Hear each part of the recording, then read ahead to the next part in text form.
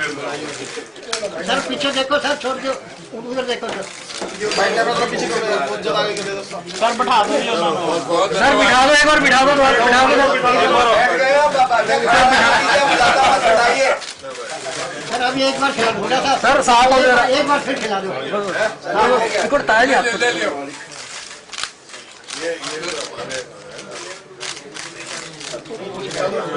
Photographer है ना हमारे, मॉडर्न पुरोहित है।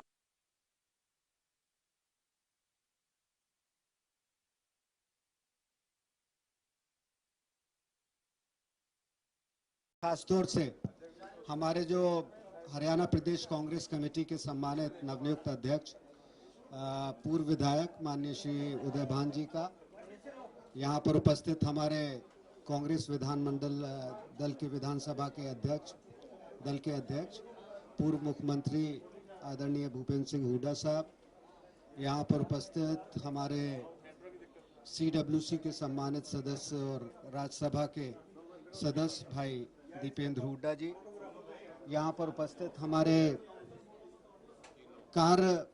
कार्यवाहक अध्यक्ष हरियाणा प्रदेश कांग्रेस कमेटी के माननीय श्री जितेंद्र भारद्वाज जी, यहाँ पर उपस्थित भाई रामकिशन जी, यहाँ पर उपस्थित भाई सुरेश गुप्ता जी, चौथे हमारे कार्यवाहक अध्यक्ष श्रीमती श्रुति चौधरी जी, चूंकि उन्हें कोविड है इसलिए उपस्थित नहीं हो पाए।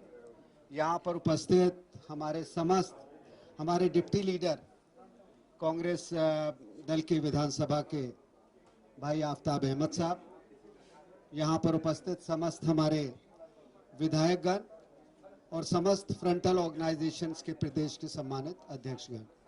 साथियों, बड़े खुशी की बात है, आज हमारे नवनियुक्त अध्यक्ष ने पदभार ग्रहण किया है।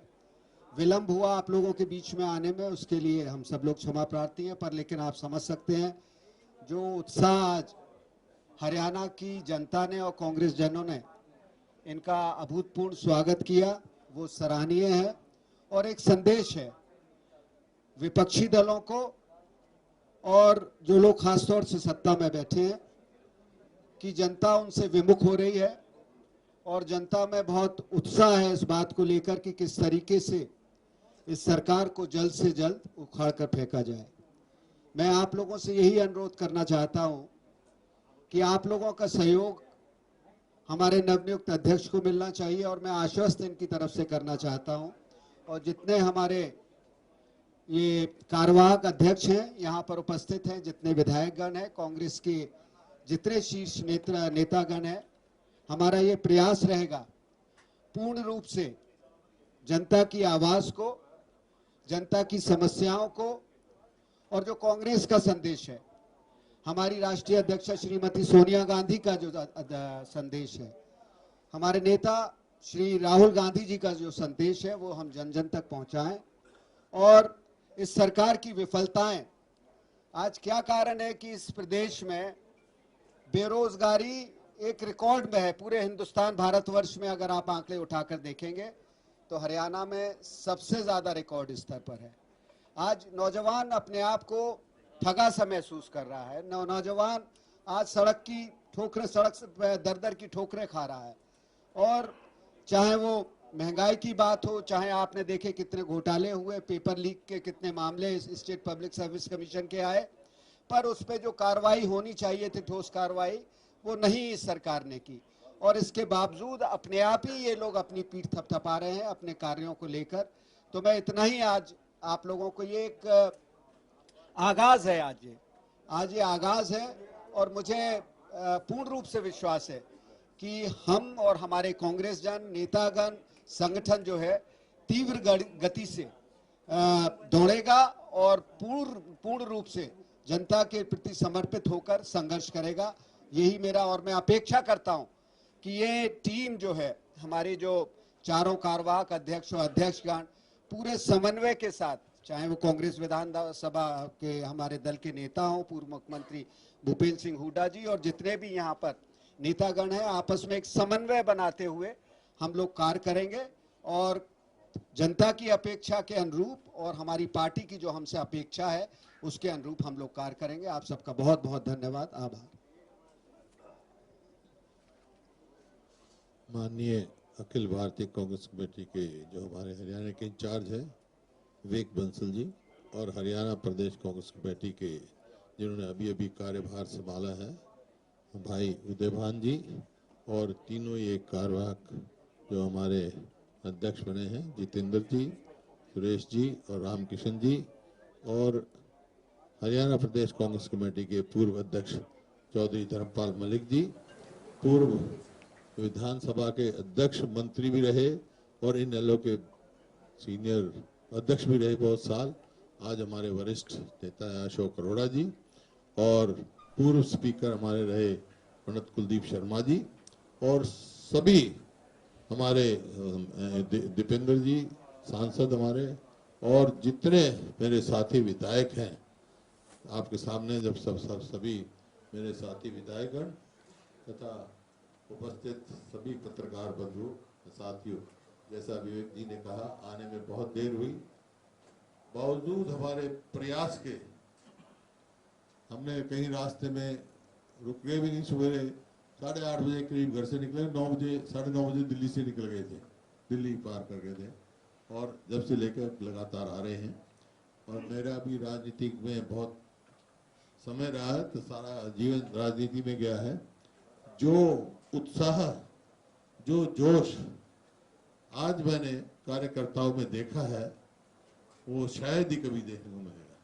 मतलब कम से कम 40 जगह रोके उन्होंने, और इसी वास्ते देर हुई, विलंब हुआ, उस बात की मैं आपसे क्षमा भी चाहता हूँ। अध्यक्ष भी जी भी कहेंगे आपने पूरी प्रयास किया भाई जल्दी चलो, वहाँ बैठे होंगे प्रेस के साथी भी।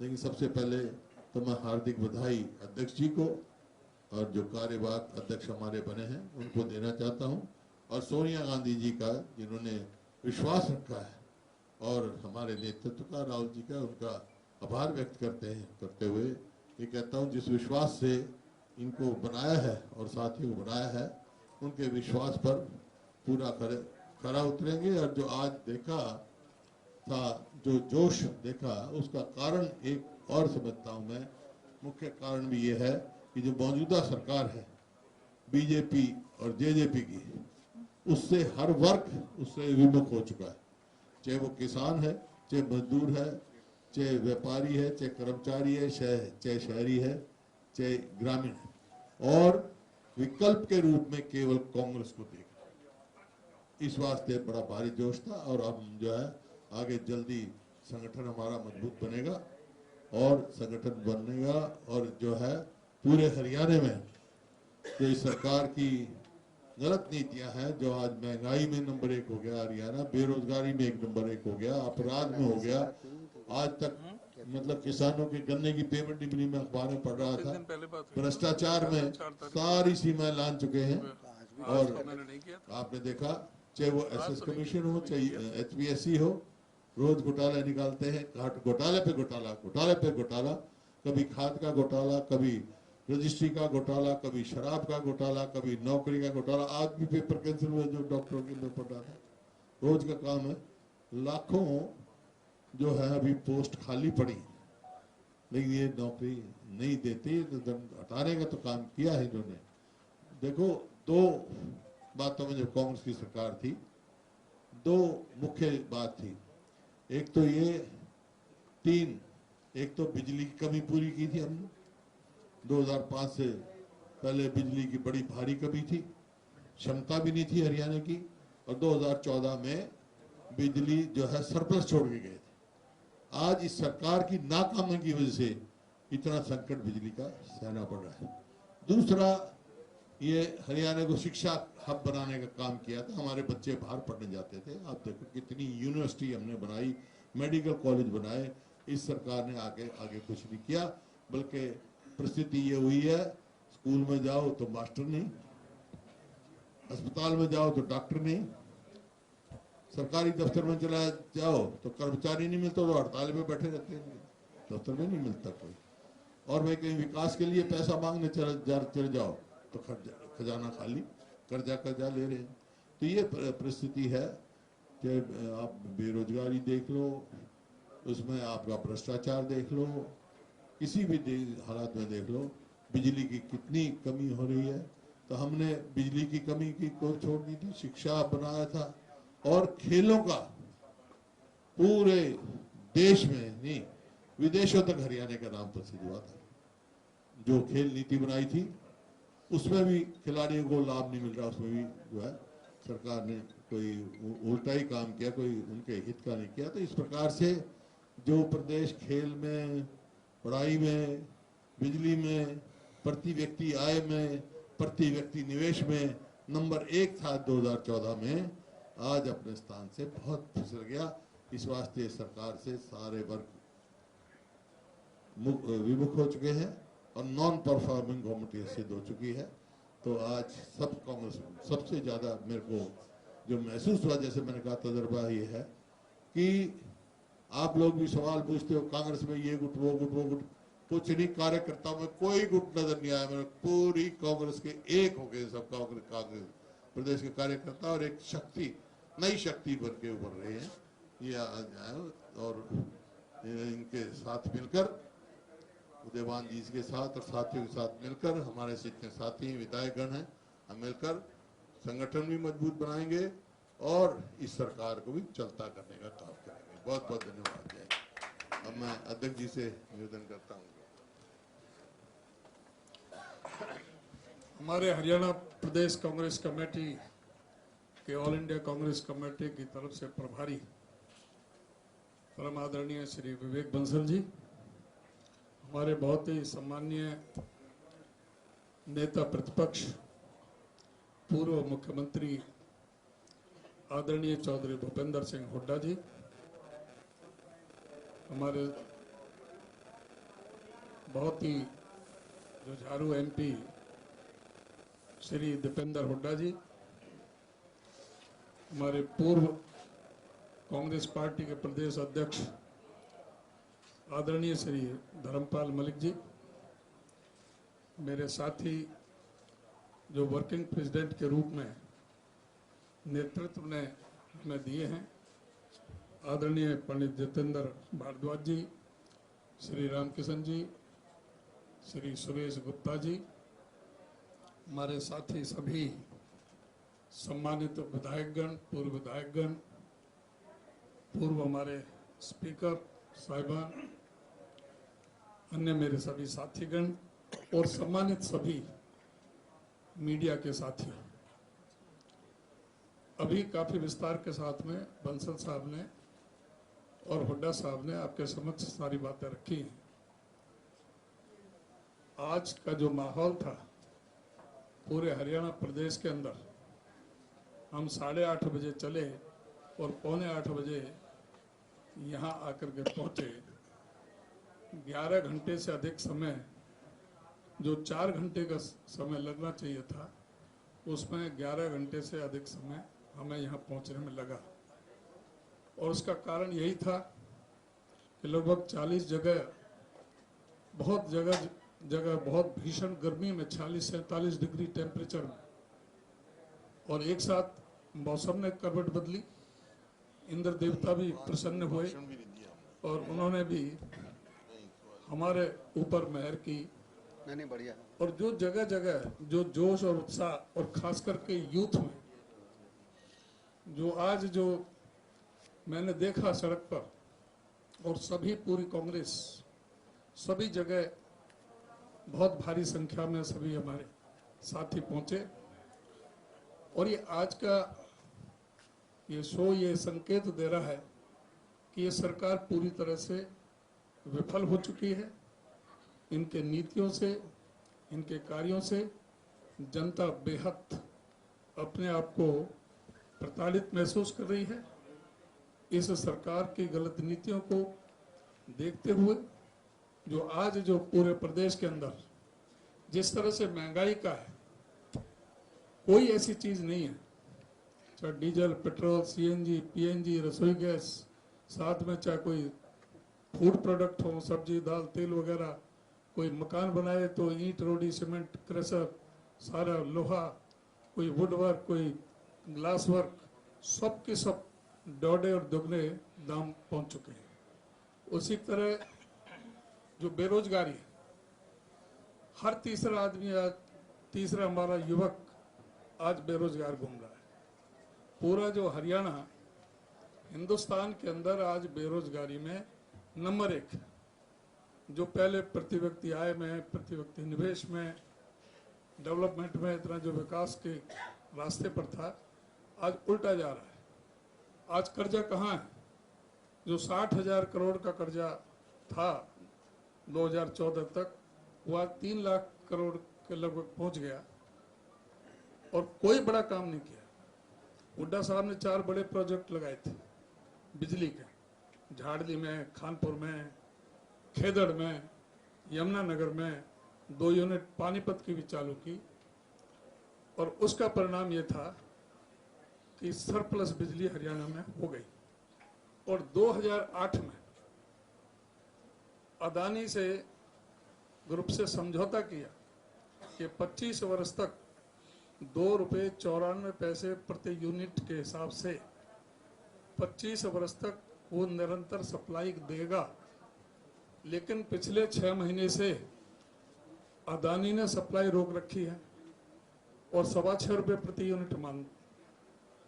अब ये सरकार ये जवाब नहीं देती कि अदानी से ऐसी क्या रिश्तेदारी है, क्या उससे कोई अंडरस्टैंडिंग हुई है कि जो अदानी पर जो शिकंजा कसना चाहिए था, जो सख्ती करनी चाहिए थी, जो उसको मजबूर करना चाहिए था, आज इन्होंने, सरकार ने ही उनके सामने सरेंडर कर रखा है। गुजरात के चुनाव को देखते हुए यहाँ की बिजली को वहां भेजा जा रहा है 114 लाख यूनिट प्रतिदिन के हिसाब से 9 अप्रैल से लगातार उनको गुजरात में भेजी जा रही है। बिजली का हाहाकार मचा हुआ है। गांव में 10-10, 12-12 घंटे बिजली नहीं आती। शहरों में 8-8, 10-10 घंटे के कट लगे हुए, उद्योग धंधे ठप पड़े हुए। बिजली की वजह से पानी के लिए हाहाकार मचा हुआ है।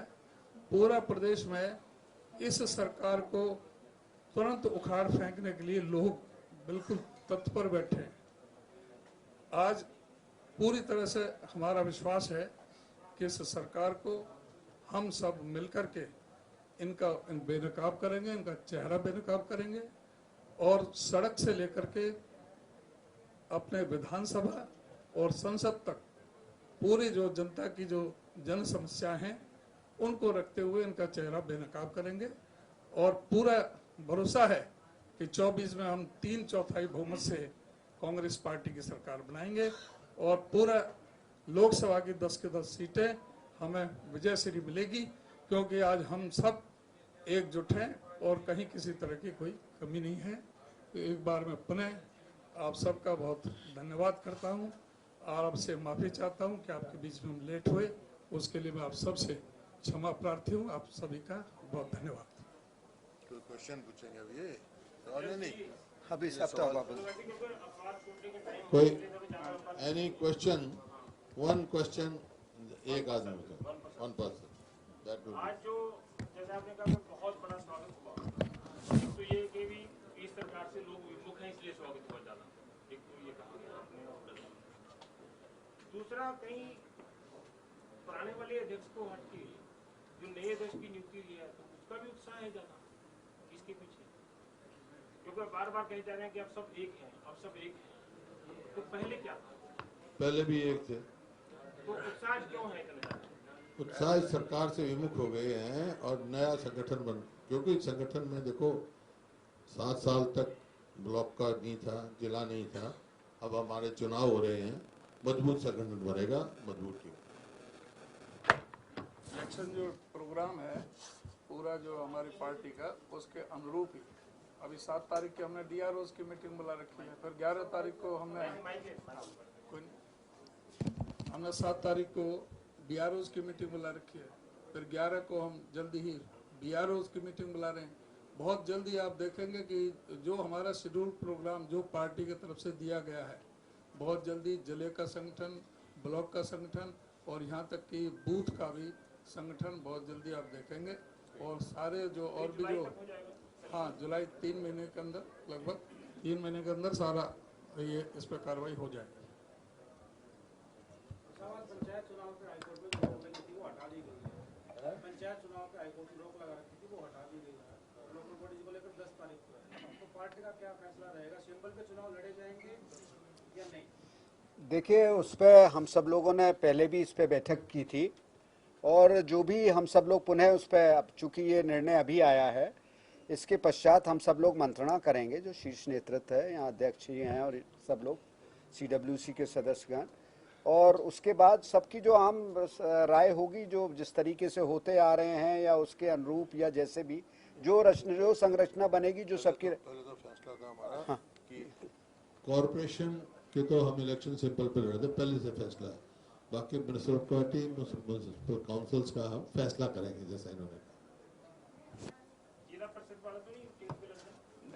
फैसला करेंगे हम। फैसला करेंगे। अभी उस पर अभी तक पंचायत का कोई सिंबल पे हमने पार्टी ने कभी लड़े पहले नहीं नहीं। लड़ा था, अब फैसला करेंगे। और फिर अभी आज कार्यभार संभाला है, सभी सीनियर जो है ना सबसे बातचीत करके करेंगे सारा।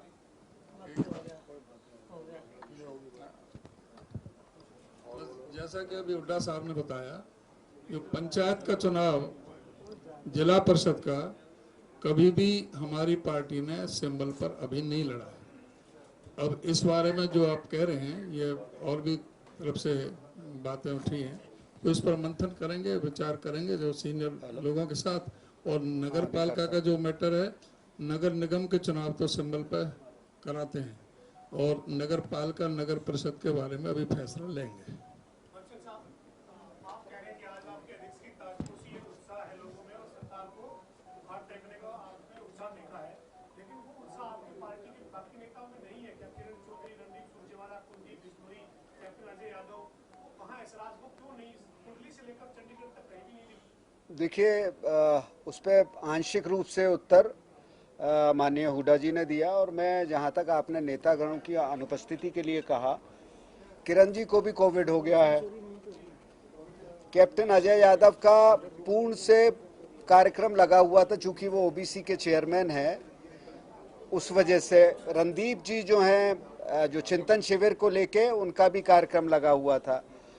कुलदीप जी किसी कारणवश नहीं आए, पर लेकिन वो कोई ऐसा गंभीर कारण नहीं है, तो वो ये सतही रूप से कहीं ना कहीं कुलदीप जी की मैं स्वीकार करता हूँ कि वो थोड़ा खिन्न है, पर लेकिन वो भी पूर्ण रूप से समर्पित भाव से पार्टी के लिए, मैं निरंतर उनसे संवाद हो रहा है, तो कोई ऐसी गंभीर समस्या नहीं है। और मैं इस बात को फिर दमदारी के साथ कह रहा हूँ, पूर्ण कांग्रेस नेतागण, विधायकगण और जितने भी शीर्ष नेतृत्व है, वो पूर्ण रूप से एकजुट होकर एक, जिसे कहते हैं कि वेल ऑयल्ड मशीनरी की तरह कार्य करेगा और जो अपना गंतव्य है या अपना लक्ष्य है उसकी ओर अग्रसर होगा।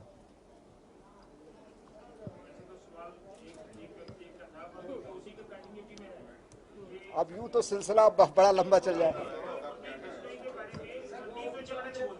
जी। देखिए, उस पे मैं बार मैंने उस पे मैं बोल चुका। देखिए मैं उस पे मैंने बोला था, अच्छा मैंने उस पे बोला था। देखिए, रणदीप जी ने कोई तुलनात्मक बात नहीं कही थी, उनसे पूछा गया, उन्होंने कहा वो भी अच्छे अध्यक्ष साबित होते, तो ये कोई ऐसी बात नहीं है। ये तो उन्होंने राय व्यक्त की उस आदमी की, जहां तक उसमें प्रतिभा के संदर्भ में बोले, तो ये जरूरी नहीं है। और पद एक ही को मिलता है, अध्यक्ष एक ही बनता है। इनको हमारे जो शीर्ष नेतृत्व ने पूर्ण रूप से एक व्यापक दृष्टिकोण रखते हुए, आकलन करते हुए इनको ये ताजपोशी की है, तो सबको, सबके लिए मान्य है, सबको स्वीकार है।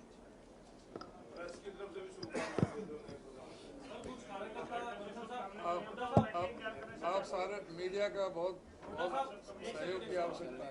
कुछ कार्यकर्ताओं की चर्चा का ही एक सवाल मेरे मन में आ रहा है, बाहर में देख रहा था कि 8 साल बाद मौका लगा है, ये मतलब क्या? किस बात का 8 साल का बाद? किस बात का? ये आप लोगों के ज्यादा चर्चा चलती है, कार्यकर्ताओं में नहीं, आप लोगों में ज्यादा चर्चा चलती है।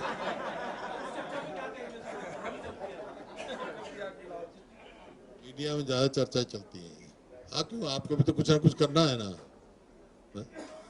और कोई चर्चा नहीं। ये आज क्योंकि संगठन नया बन रहा है, एक नई टीम खड़ी हो रही है, नई टीम बनाएंगे, लोगों में जोश है।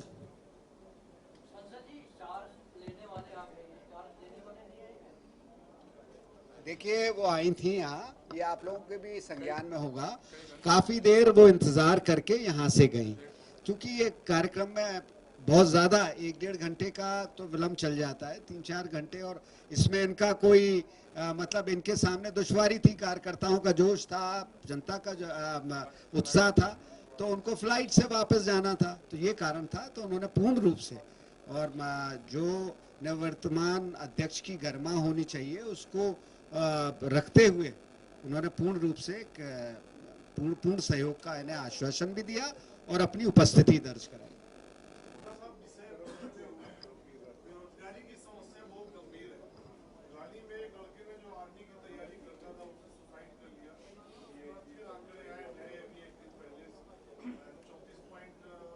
34.6% हरियाणा में देश में सबसे ज्यादा, लेकिन सरकार तो मानती नहीं कि हरियाणा में कोई बेरोजगारी है किसी तरीके की। सरकार तो अपने को विफल भी नहीं मान रही, जबकि विफल सरकार है।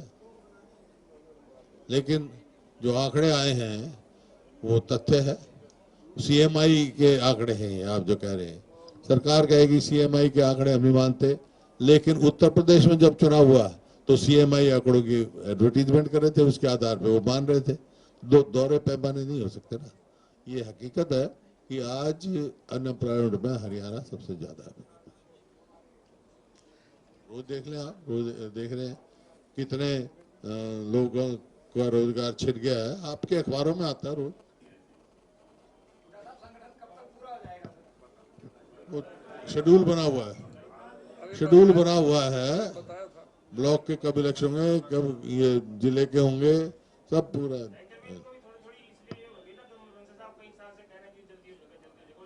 तो शेड्यूल इलेक्शन डिक्लेयर हुआ है, पर मेंबरशिप की एनरोलमेंट की डेट जा चुकी है।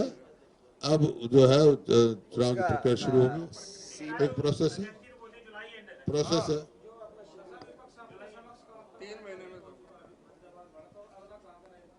अगला फतेहाबाद का होगा 22।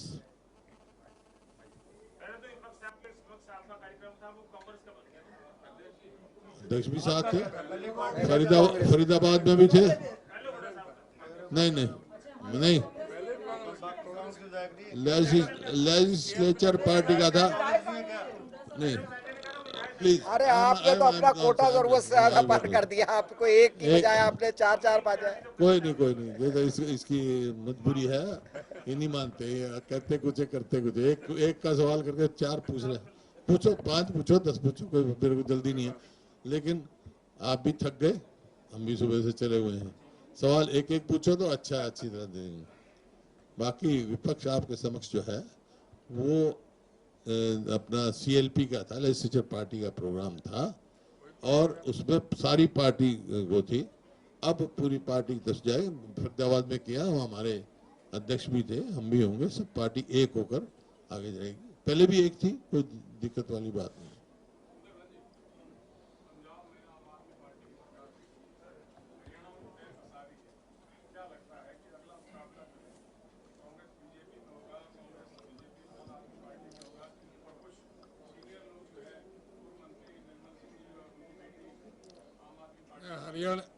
हरियाणा में तो आम तो रहा ही नहीं, गुठली गुठली रह गई, कुछ भी सौदा नहीं रहा। जो गए हैं वो भी पछता रहे हैं, वो भी आएंगे, और कोई कहीं किसी तरह का कुछ नहीं। सब कोई आम आदमी पार्टी का कहीं निशानी नहीं है। जो स्थिति उनकी पहले हुई थी, पहले भी दिल्ली में जब चुनाव हुआ था तो उनको ऐसा ही लगा था, और सारे हरियाणा में चुनाव लड़ा था, 90 विधानसभा 10 लोकसभा, कहीं भी जमानत नहीं बची थी। वही अब हालत हो गई। पंजाब और हरियाणा की जो है अलग अलग है, हर प्रदेश की अपनी अपनी परिस्थिति अलग होती है। पंजाब में मुख्य पार्टी वो थी, विकल्प के रूप में वो उभर रही थी। यहाँ विकल्प के रूप में कांग्रेस ही है केवल, लोग विकल्प को देखते हैं।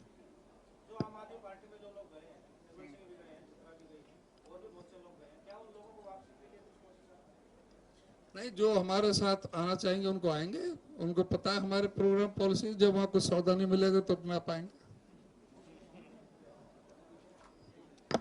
ठीक है सर, धन्यवाद साहब, धन्यवाद।